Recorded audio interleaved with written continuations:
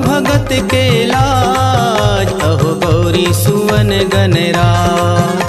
संवारो सेवक के काज, अहो गजानंद महाराज। तुम राखो भगत के लाज, अहो गौरी सुवन गणराज।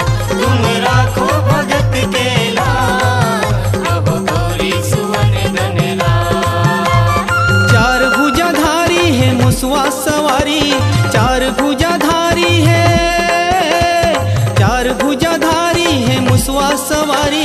बनाओ की बना दे आज, अहो गजानंद महाराज। तुम राखो भगत के लाज, अहो गौरी सुवन गणराज। तुम राखो भगत के लाज, अहो गौरी सुवन गणराज।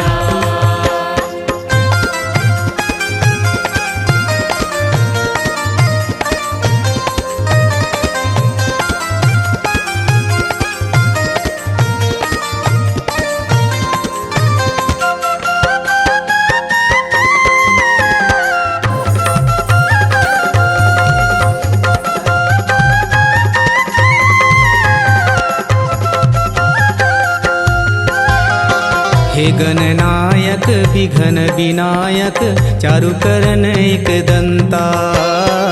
चारु करन एक दंता स्वामी, चारु करन एक दंता। हे गणराजा देव महाराजा, ज्ञानी गुणी भगवंता।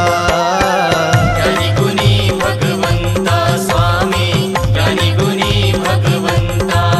हावे तुम्हरे जगत पर राज, हावे तुम्हरे जगत पर राज, अहो गौरी सुवन गणराज। तुम राखो भगत के लाज, अहो गौरी सुवन गणराज। तुम राखो भगत के लाज, अहो गौरी सुवन गणराज।